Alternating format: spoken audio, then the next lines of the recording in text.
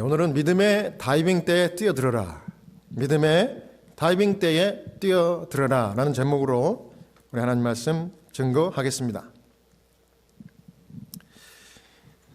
참된 믿음은 마치 다이빙대에 들어가는 것과 같은 믿음입니다. 히브리서 11장 1절에 믿음은 바라는 것들의 실상이요 보이지 않는 것들의 증거니 그랬습니다. 자, 믿음은 무엇의 실상이라고요? 바라는 것들의 실상이고 보이지 않는 것들의 증거라 그랬습니다. 그래서 오늘 이 믿음의 다이빙대, 도대체 믿음의 다이빙대가 어떤 다이빙대인가 두 가지로 살펴보겠습니다. 첫 번째, 믿음의 다이빙대는 결단이라는 다이빙대입니다. 결단의 다이빙대. 사도행전 19장 21절을 제가 읽겠습니다. 사도행전 19장 21절입니다. 이 일이 있은 후에 바울이 마게도냐와 아가야를 거쳐 예루살렘에 가기로 작정하여 이르되 내가 거기 갔다가 후에 로마도 보아야 하리라 하고. 이 사도 바울의 이야기입니다. 사도 바울의 이 첫 번째 훌륭했던 점은 결단의 다이빙대에 과감하게 뛰어들어갔다는 점입니다. 이 결단이 중요합니까? 우리가 삶에서 결단이 참 중요합니다. 결단의 중요성에 대해서 독일의 이 작가 괴테가 이렇게 말했습니다. 우유부단한 것은 제각각의 지연을 가져온다. 그리고 잃어버린 날들을 한탄하며 하루하루를 잃는다. 할 수 있거나 할 수 있다고 꿈꾸는 게 있다면 지금 시작하라. 대담함에는 재능과 마법과 힘이 함께 할 테니 지금 바로 시작하라. 여러분, 우리가 사람들이 성공할 수 있는데도 불구하고 성공하지 못하는 이유가 우유부단하기 때문에 그렇대요. 그 우유부단한 이유 중에 하나는 뭐냐면 내가 아직 준비가 덜 됐어. 또는 이거 하면은 혹시 이런 어려움이 있지는 않을까? 내가 할 수 있을까? 뭐 이런 걱정들이 사실은 자기가 가지고 있는 현실하고는 별로 관계가 없는 그런 걱정들이 앞서가지고 미루고 우유부단하다가 성공을 못한대요. 또 실패를 각오하고 그냥 과감하게 도전해 보라는 것입니다. 그러면 실패는 뭐의 어머니예요? 성공의 어머니이기 때문에 이 성공한 사람들은 실패를 두려워하지 않는데요. 실패해보고 나서 고치는 겁니다. 수정하고 고치는 거예요. 여러분, 이 바울은요, 지금 에베소에서 3년 이상 동안 교회를 세우고 돌보면서 있었습니다. 그런데 에베소서의 그 복음 전파가 아주 성공적이었습니다. 그래서 이 온 도성이 정말 복음으로 들끓었고, 또 에베소를 중심으로, 그 교회를 중심으로 아시아 전 지역으로 이방인 유대인 가릴 것 없이 신속하게 복음이 전파되는 모습을 보고 바울이 너무 기뻤어요. 감동이 넘쳤습니다. 그리고 감사했습니다. 그러고 나서 결단을 내리는데 바로 제가 읽었던 사도행전 19장 21절입니다. 여기 이 일이 있은 후에 보면 그 전에 사도행전 19장 20절에 보면 큰 부흥이 일어났다고 그랬습니다. 그래서 큰 복음의 성공 부흥이 있고 난 다음에 이제 사도 바울은 생각했습니다. 이제는 내가 뭐 해야 되겠다? 여기를 떠나야겠다. 박수 칠 때 뭐 한다고요? 박수 칠 때 과감하게 떠나기를 결심했습니다. 그래서 어디로 갈까? 여기 뭐라고 그랬습니까? 마게도냐와 아가야를 거친 다음에 예루살렘으로 돌아간대요. 최종 목적지는 예루살렘인데 바울이 2차 선교 여행 때 전도했던 마게도냐 아가야 어디입니까? 이 아가야의 수도가 고린도예요. 이 고린도 교회를 2차 선교 여행 때 세우고 에베소 온 겁니다. 근데 에베소에서 3년을 또 성공적으로 이제 복음 사역을 하고 나서 다시 이제 예루살렘으로 돌아가는데 어딜 거쳐 간다는 거예요? 마케도냐 아가야, 고린도 교회, 자기가 세운 고린도 교회를 다시 돌아본 다음에 간다는 얘기입니다. 왜냐하면 그 고린도 교회에서 그동안 에베소에 거주하고 있는 이 바울에게 들려온 소문은 정말 바울을 아주 근심에 쌓이게 만들었어요. 왜냐하면 자기가 세우는 교회가 잘 되고 있는 거야, 안 되고 있는 거예요. 수많은 어려움 가운데 비틀비틀하고 있는 소식들만 계속 듣는 거예요. 그러니까 에베소에서 복음을 전하면서 늘 마음은 그 고린도 교회가 걸리고 있었던 거예요. 그래서 내가 이제 에베소에서는 내 사명을 다했으니까 하면서 이제 결단을 내렸는데, 이 결단이 어떤 결단이었는가 하면 저는 이것이 성령의 감동하심에 반응한 결단의 다이빙대에 뛰어들었다, 저는 그렇게 결론을 내렸습니다. 자, 바울이 무엇에 감동을 받은 다이빙대예요? 성령의 음성에 감동받은 이 결단의 다이빙대에 올라갔어요. 어떻게 하려고요? 이젠 여기서 떠나야겠다. 참 잘한 거예요. 바울은 늘 성령의 음성에 귀 기울였고 성령께서 말씀하면 토달지 않고 순종했습니다. 그래서 전도여행을 다녔던 것입니다. 그 과감한 이 결단의 믿음, 그 다이빙 때에 이 바울은 아주 주저함 없이 올라갔습니다. 그런데 이제 이 바울이 이렇게 결단을 내리고 난 다음에 그 배경을 이 우리 교회 성경 주석에는 6권에 이렇게 기록했습니다. 고린도 전서는 바울이 여기서 한 결심의 배경을 보여준다. 바울은 에베소에서 보낸 몇 년 동안 마게도냐와 아가야 교회들과 꽤 자주 소식을 왕래했는데, 이 고린도 교회를 얘기하는 겁니다. 그를 근심하게 하는 일이 있었기 때문이다. 그 편지가 현존하지는 않지만 바울은 고린도 사람들에게 그들 중에 거하는 편만한 음행의 죄를 경고하는 편지를 보낼 필요를 느꼈다.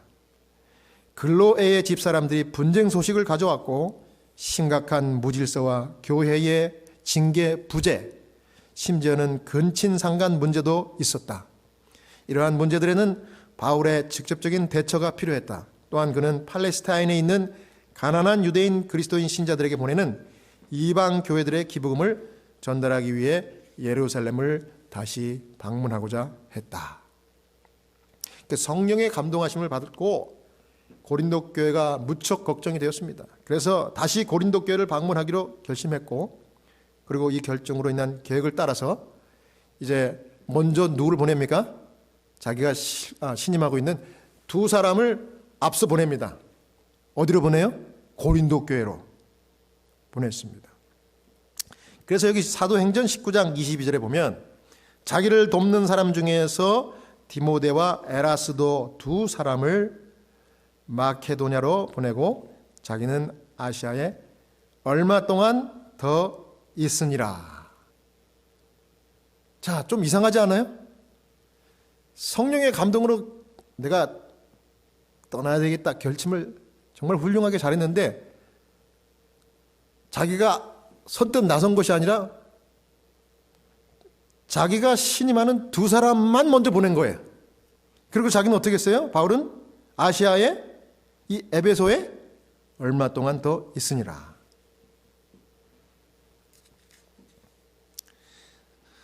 저는 이서 두 번째로 바울이 또 다른 다이빙 때 올라갔어요. 결단의 다이빙 때. 처음에는 성령의 다이빙 때였는데 이번에는 자기 자신의 느낌의 다이빙 때로 올라갔어요. 이게 무슨 얘기입니까? 자기 자신의 느낌으로 결단을 또 다른 결단을 하는 다이빙 때 올라갔는데, 여기 사도행전 291페이지입니다. 이 계획에 따라 이게 무슨 계획입니까? 이제 여길 떠나야겠다. 에베소를 떠나야겠다. 그리고 고린도로 가야겠다. 그리고 예루살렘으로 가야 되겠다. 이 계획에 따라 자기를 돕는 사람 중에서 디모데와 에라스도 두 사람을 마게도냐로 보내었으나 에베소의 사업을 위해서도 여전히 그가 있어야 할 필요를 느끼고, 필요를 뭐하고요? 느끼고 그는 오순절 후까지 남아있기로 결정하였다. 그러나 곧 그의 출발을 재촉하는 한 사건이 일어났다. 여러분, 바울도 훌륭한 믿음의 추진력이 있는 사도였지만 저와 여러분처럼 넘어질 수 있고 연약한 본성을 가진 인간입니다.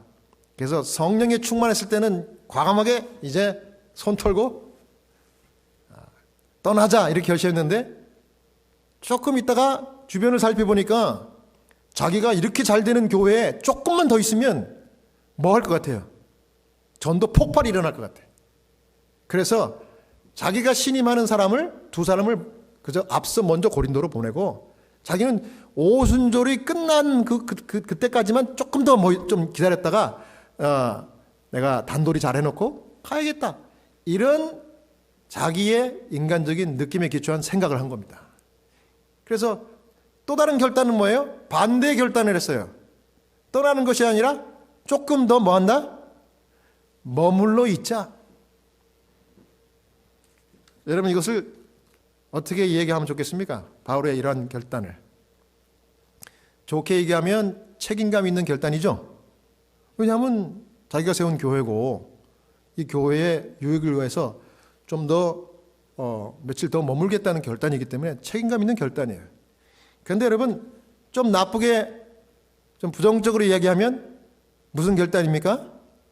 오지랖 결단입니다. 오지랖. 이게 뭐예요? 우리가 이 영적인 지도자들, 특별히 저를 포함해서 이 목사들이 자주 하는 착각입니다. 착각. 이 교회는 내가 손을 놓는 순간 뭐 한다? 파탄 나고 망한다. 발전. 이게 목사들의 착각입니다. 이게 오지랖이죠. 이걸 더 분석하면 하나님을 불신하는 태도입니다. 내가 이 교회를, 이런 생각이기 때문에. 여러분, 이 교회는 누가 붙드는 거예요? 교회는 하나님이 붙드시고 하나님이 성장시키는 것입니다. 사람이 하는 거 아니에요. 목사가 하는 거 아니고 어떤 지도자가 하는 거 아닙니다. 이게 하나님 사업의 신비예요. 신비. 그래서 여러분, 이 교회에 그 목사 없고 다른 목사가 와도 하나님을 붙드는 한 이 교회는 부흥하게 되어 있습니다. 여러분, 인정하십니까? 그런 거예요. 바울이 느낌으로 내가 오순절만 끝나면 가리라. 왜냐하면 오순절에 사람들이 막 몰려오거든요. 그러니까 전도해야죠. 근데 누가 있어야 되는 거예요?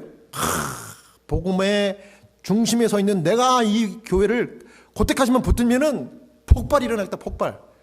그런데 폭발은커녕 무슨 일이 일어났는지 그 다음 성경에 나옵니다. 하나님이 개입하십니다. 사도행전 19장 23절 봅니다. 사도행전 19장 23절. 그때쯤 되어 이 도로 말미암아 적지 않은 소동이 있었으니. 바울이 자기의 신임하는 두 이 사람과 함께 고린도를 거쳐 예루살렘으로 가기로 결단을 하고서 바로 떠났으면 아무 문제 없었을 텐데 거기 머물렀던 것이 문제가 된 겁니다. 그러니까 박수 칠 때 떠나지 않은 것이 문제가 된 거예요. 성령께서 감동 줬을 때 결단하고 행동하지 않았던 게 문제가 된 거예요. 질질 끌다가 말이죠. 자기 생각으로. 그래서 하나님께서 에베소에 소동이 일어나는 일을 허락하셨어요. 그리고 바울로 하여금 재촉해서 떠나라고 한 겁니다. 사도행전 19장 24절부터 28절입니다. 즉 데메드리오라 하는 어떤 은장색이 은으로 아데미의 신상 모형을 만들어 직공들에게 적지 않은 벌이를 하게 하더니 그가 그 직공들과 그러한 영업하는 자들을 모아 이르되 여러분도 알거니와 우리의 풍족한 생활이 이 생업에 있는데 이 바울이 에베소뿐만 아니라 거의 전 아시아를 통하여 수많은 사람을 권유하여 말하되 사람의 손으로 만든 것들은 신이 아니라 하니 이는 그대들도 보고 들은 것이라. 우리의 이 영업이 천하해질 위험이 있을 뿐만 아니라 큰 여신 아데미의 신전도 무시당하게 되고 온 아시아와 천하가 위하는 그의 위엄도 떨어질까 하노라 하더라. 그들이 이 말을 듣고 분노가 가득하여 외쳐 이르되 크다 에베소 사람의 아데미여 하니. 저는 이 말씀을 준비하면서 갈라디아서 3장 3절에 이런 말씀이 생각나더라고. 너희가 이같이 어리석으냐 성령으로 시작하였다가 이제는 육체로 마치겠느냐. 하나님의 백성들이 성령으로 시작했다가 육체로 마치는 그런 경험들을 자주 합니다. 사도 바울을 포함해서 여러분과 제가 다 그래요. 그래서 순간 내 마음을 놓고 내 자신을 바라보고 높이면 바울과 같이 이렇게 실수하는 겁니다. 그러니까 인간적인 결정을 내려서 좀 더 에베소에 머물기로 결단을 바꿨던 바울에게 시련이 닥쳤습니다. 여기 에베소에 이게 아데미 신전과 그 신의 모양을 이렇게 축소 조그맣게 만들어 가지고 이거를 그 이방신을 숭배하는 그 저기 있는 많은 사람들에게 이 기간이 또 축제 기간이었어요. 아데미 신을 숭배하는 축제 기간이기 때문에 그 은으로 그 은감시를 만들어 가지고 파는 그 수공업자들이 엄청나게 돈을 법니다. 온 아시아에 원금 각지로 수출을 하고 말이죠. 그 아데미를 각 가정마다 다 가지고 있는 거예요. 그래서 축제를 위해서 모이면 또 사고 또 그것을 갈아서 또 세워놓고 이렇게 하는 겁니다. 그러니까 그 비즈니스가 엄청난 비즈니스예요. 그런데 사도 바울이 3년 전부터 복음을 증거하고 손으로 만든 신은 거짓 신이다.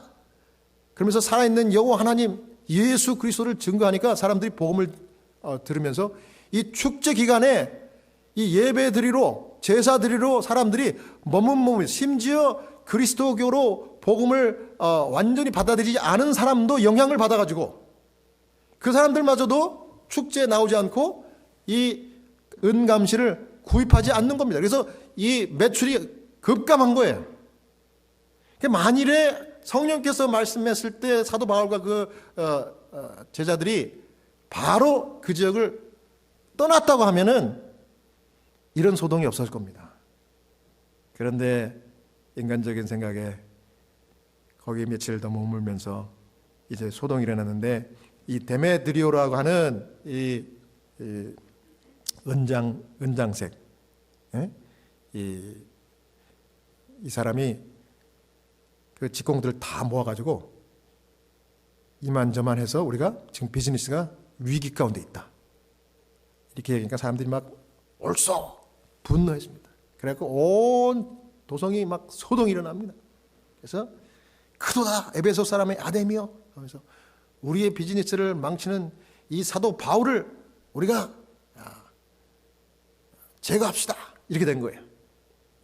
이 소식이 이제 갑자기 퍼지기 시작하니까 이 소문이 온 도성에 퍼지고요. 사람들이 다 이제 술렁술렁한 겁니다. 이 소식을 들은 제자들은 바울이 위험하니까 어떻게 합니까? 바울을 급하게 은신초로 피신을 시켰어요. 특별히 여기 사도행전에 보면은 하나님의 천사들도 급파되어서 아직 순교의 때가 되지 않은 사도 바울을 보호했다고 사도행전이 기록합니다. 아직은 순교의 때가 아니기 때문에 이 소동 가운데서 이 사도를 지켜야 돼요. 그래서 하나님께서 이 천사들을 파송했다고 그랬습니다. 그래서 이 폭도들이 어떻게 합니까? 바울을 찾아 나섰습니다. 바울을 찾아 나섰는데 찾을 수가 없어요. 꽁 대신 뭐라고? 꽁 대신 닭이라도 먹자고 잡은 것이 바울과 함께 다녔던 가이오와 아리스다고를 체포했습니다. 그리고 모든 사람들이 모여있는 연극장으로 이 두 사람을 끌어왔어요. 사도행전 19장 29절입니다. 온 시내가 요란하여 바울과 같이 다니는 마게도냐 사람 가이오와 아리스다고를 붙들어 일제히 연극장으로 달려 들어가는지라. 이 두 사람이 체포되어 연극장에 끌려갔다는 소식을 바울도 들었습니다. 바울이 성격상 어떻게 했을까요? 안 되겠다. 저 사람들이 나를 대신해서 저렇게 어려움을 당하면 안 되지. 내가 가야지. 그러면서 가려고 그랬어요. 백성들 앞에 나가서 자기 정체를 밝히려고 그랬습니다. 하지만 제자들이 말렸어요. 아닙니다. 가시면 안 됩니다. 사도행전 19장 30절입니다. 바울이 백성들 가운데로 들어가고자 하나 제자들이 말리고 또 아시아 관리 중에 바울의 친구된 어떤 이들이 그에게 통지하여 연극장에 들어가지 말라 권하더라. 제자들뿐만 아니라 그 이방 에베소에 있는 관리들도 복음을 받아들였는지 안 받았는지 모르지만은 이 바울이 그동안 선교하고 전도하는 그 선한 감화에 감동을 받은 사람들이 이 바울을 염려했어요. 그래서 노 가지 마십시오. 이렇게 말린 겁니다. 뜯어 말렸어요. 사도행전 19장 32절부터 34절입니다. 사람들이 외쳐 어떤 이는 이런 말을 어떤 이는 저런 말을 하니 모인 무리가 분란하여 태반이나 어찌하여 모였는지 알지 못하더라. 유대인들이 무리 가운데서 알렉산더를 권하여 앞으로 밀어내니 알렉산더가 손짓하여 백성에게 변명하려 하나 그들은 그가 유대인인 줄 알고 다 한 소리로 외쳐 이르되 크다 에베소 사람의 아데미아 하기를 2시간이나 하더라. 자, 그 연극장에 이 두 사람을 끌어다 놓고서 이제 사람들이 막 웅성웅성하니까 여기 성경에 보니까 자기들이 왜 모였는지도 모르고 그냥 분위기에 그냥 휩싸가지고 온 사람들도 굉장히 많았다고 그래요. 많았는데 지금 이 중에 이 유대인 출신인 알렉산더라고 하는 사람이 이 유대인 출신의 세공업자였어요. 이 사람도 이 아데미 신전을 만들어서 비즈니스를 하던 사람이에요. 그래서 바울과 그 제자들이 복음을 전할 때 사람들은 이 사람들이 이 정체성, 아이덴티티가 유대인이라는 것을 그 에베소 사람들이 다 알아요. 그렇기 때문에 유대인이면서 세공업자로 비즈니스를 하고 있는 이 알렉산더를 비롯해서 다른 유대인들도 같은 유대인이니까 같이 복음을 전하는 한 통속이라는 그 오해를 받고 싶지 않아가지고 유대인 중에 많은 사람들이 그 군중 앞으로 알렉산더를 밀어냈어요. 자, 네가 이야기해라. 같은 유대인이 아니다. 우리도 너희와 같은 뜻을 같이 한 사람들이다. 이렇게 얘기하라고 한 겁니다. 그랬더니 사람들이 막 외치는 겁니다. 너는 어디서 왔느냐? 출신이 뭐냐? 유대인이라는 것이 드러난 겁니다. 소용없다. 너도 같은 통속이지 필요 없다 하면서 입을 다물도록 그렇게 했습니다. 그러면서 2시간 동안 막 오합지졸 막 웅성웅성한 겁니다. 그런데 하나님께서 그 순간 개입하셨어요. 그래가지고 어떻게 이 소동을 진정시키시는가 하면 사도행전 19장 35절에서 40절입니다. 서기장이 무리를 진정시키고 이르되 에베소 사람들아 에베소 씨가 큰 아데미와 제우스에게서 내려온 우상의 전지가 된 줄을 누가 알지 못하겠느냐. 일이 그렇지 않다 할 수 없으니 너희가 가만히 있어서 무엇이든지 경솔히 아니하여 하리라. 신전의 물건을 도둑질하지도 아니하였고 우리 여신을 비방하지도 아니한 이 사람들을 너희가 붙잡아 왔으니 만일 데메트리오와 그와 함께 있는 직공들이 누구에게 고발할 것이 있으면 재판날도 있고 총독들도 있으니 피차 고소할 것이요 만일 그 외에 무엇을 원하면 정식으로 민회에서 결정할지라. 오늘 아무 까닭도 없는 이 일에 우리가 소요 사건으로 책망받을 위험이 있고 우리는 이 불법 집회에 관하여 보고할 자료가 없다 하고. 하나님께서 이 이방인 에베소에 있는 존경받는 이 서기장을 감동을 줘가지고 이 일을 진정시켰습니다. 이 서기장도 아까 제가 말씀드렸던 이 에베소에 있는 이방인 관리들 중에 한 사람입니다. 그러면서 사도 바울에게 좋은 감화를 받았던 사람이에요. 그래서 이 사도 바울이 모함을 받아가지고 어려움을 당치 않도록 이것을 진정시켜야 되겠다 하고서 자기가 이방인이니까 당당하게 일어서서 존경받는 그 권위를 앞세워가지고 이렇게 얘기한 것입니다. 이 사람이 도둑질한 것도 아니고 우리가 섬기는 이 아데미 신을 모독한 것도 아닌데 너희들이 이렇게 하면은 너희들이 불법 집회했다고 오히려 고소를 당할 것이다. 그러니 이제 이 절기가 끝난 다음에 정식으로 합법적으로 너희들이 고소를 할 것이 있으면 고소를 하고 서로 피차에 법적으로 다툼을 다투자. 이렇게 하는 것이 옳지 않다. 맞는 말이에요, 틀린 말이에요? 맞는 말입니다. 그래서 이제 이 사람의 이 변론으로 이 소동이 완전히 사라지고 사도 바울이 안전히 이제 평정이 되고 진정이 된 것입니다.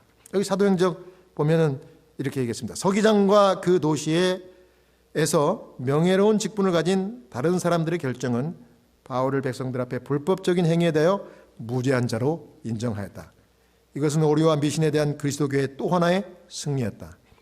하나님께서는 위대한 한 관원을 일으켜서 당신의 사도를 옹호하게 하시고 소동하는 폭도들을 제지하게 하셨다.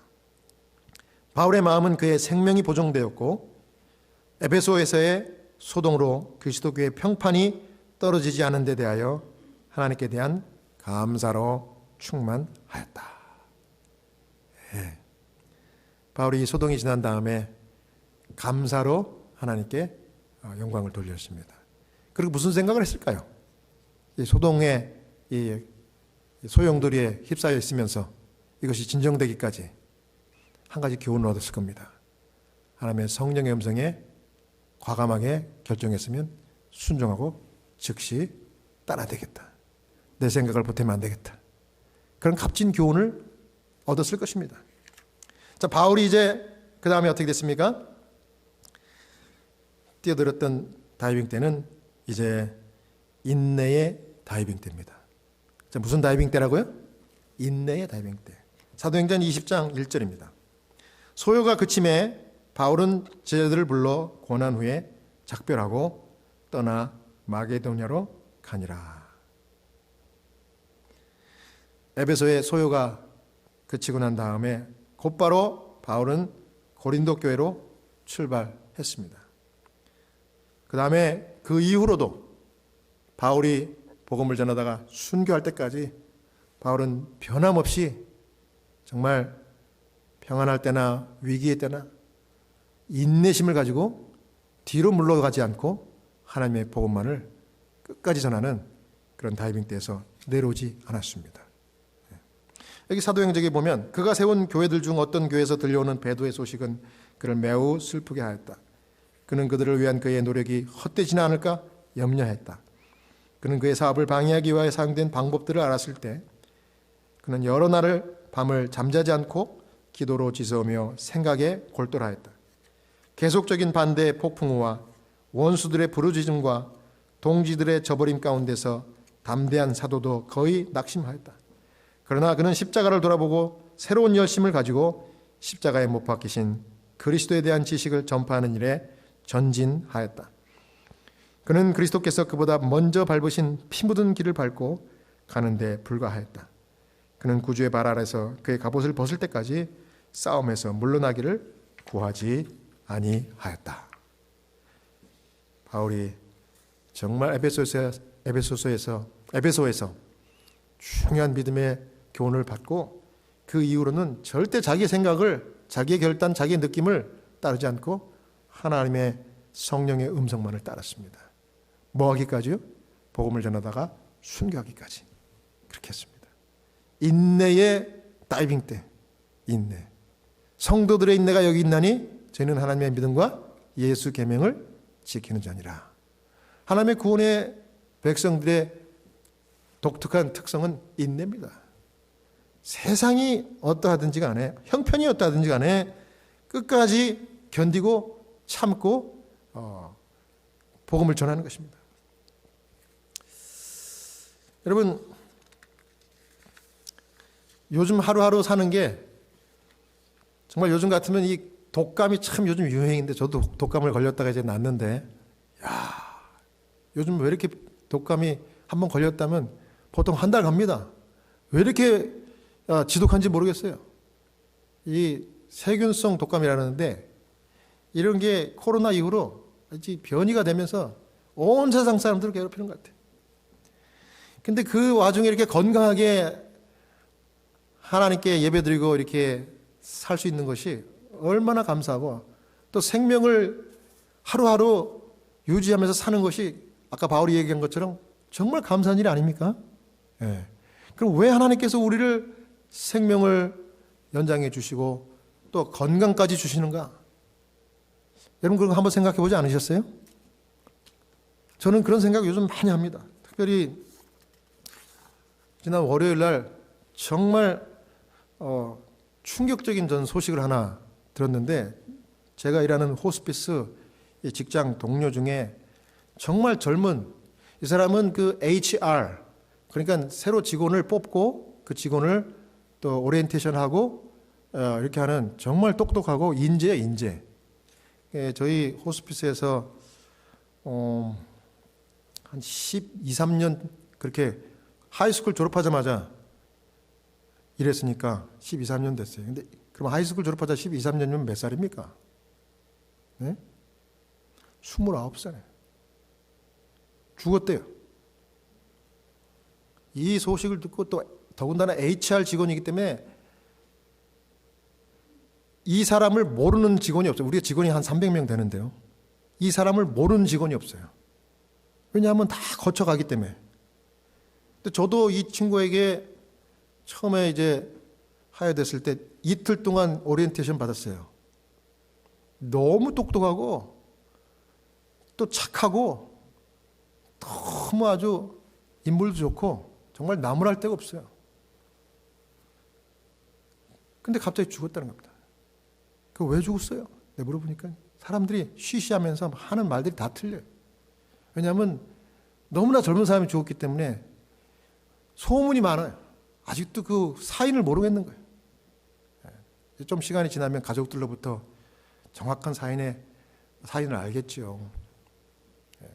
그런데 바로 어저께 장례식이라서 저희 직원들이 다 그것에 참석했어요. 가자마자 보니까 직계 가족이 20대 중후반이에요. 왜냐하면 이 사람이 29이니까 제 아들보다도 2달 어려. 같은 해 태어난 2달 어리더라고. 대부분이 젊은 사람들 20, 30대들이야 다. 조객들이. 아들 있고 부인이 있어요. 아들 8살. 장례식이 너무나 안타깝고 슬픈 장례식이었습니다. 장례식 설교를 누가 했는가 하면 저희가 채플린이 같이 일하는 10명이 있는데 그중에 제일 연장자 리드 채플린 백인 목사님 한 분 계세요. 그분이 장례식을 하는데 첫 마디가 뭐란가 하면 자기가 이 친구가 처음 하였을 때부터 그 전부터 이 호스피스 컴퍼니에서 일했는데 나이를 따져보니까 나하고 40살 차이가 납디다 그래요. 40살. 그러면서 그 다음에는 말을 잊지를 못하더라고. 너무 가슴이 아프니까. 그 순간 저는 큰 생각이 스쳐 지나가더라고요. 왜 이 젊은 정말 내 아들 같은 유능하고 똑똑하고 성실한 사람이 죽었을까? 나는 더 나이가 훨씬 많은데 여전히 이렇게 살아있고 제가 이 호스피스 케어를 13년째 하면서 수많은 환자들, 호스피스 환자들의 이 죽음을 봤지만은 이 같은 직원인 이 젊은 29살짜리 이 사람의 죽음은 그 사람들의 죽음과는 차원이 틀려요. 적어도 저에게는. 그리고 우리 모든 직원들에게. 멘붕이 온 거 멘붕이. 왜 그랬을까? 근데 이 제일 연장자 채플린 이 목사님이 장례 설교 말씀하면서 고린도전서 13장을 읽더라고. 사랑장이잖아요. 사랑장. 그죠? 그런데 그분이 쭉 읽는데 제일 마지막에 12절 13절이 제 마음에 꽉 꽂히는 거예요. 여기 뭐라고 했습니까? 우리가 지금은 거울을 보는 것 같이 희미하나 그때는 얼굴과 얼굴을 대하여 볼 것이요 지금은 내가 부분적으로 아나 그때는 주께서 나를 아신 것 같이 내가 온전히 알리라. 그런즉 믿음, 소망, 사랑 이 세 가지는 항상 있을 것인데 그 중에 제일은 사랑이라. 그렇구나. 이 땅에서는 이해가 되지 않고 좋은 일하고 선하게 살고 하나님의 신실한 종으로서의 삶, 또 복음 증거하는 삶을 잘 살아도 어느 날 갑자기 닥치는 고난과 죽음, 여기에는 한 사람도 예외가 없구나. 그런데 그럼에도 불구하고 오늘 나를 여전히 살려주시고 생명 주신 것은 사랑하라고. 사랑하라고. 복음 전하라고. 믿음으로 바울처럼 담대한 믿음의 다이빙 때, 성령께서 말씀할 때 결단할 수 있는 믿음의 다이빙 때 올라가서 뛰어내리라고. 또 뿐만 아니라 내 삶이 다할 때까지 주님이 맡겨주신 가난한 자들을 구제하고 복음을 전하는 이 사명을 예수님처럼 시련이 오든 시련이 오지 않든 인내심을 가지고 끝까지 사명을 다하라고 나에게 생명을 연장해 주셨구나. 그 교훈이 딱 선명하게 이 말씀을 고린도전서 13장을 읽을 때 이렇게 제 마음 가운데 딱 다가오더라고요. 그렇구나. 사랑하는 우리 성도 여러분, 오늘 이 안식일도 다시 한번 주님 앞에 우리에게 생명 주심을 감사하시기 바랍니다.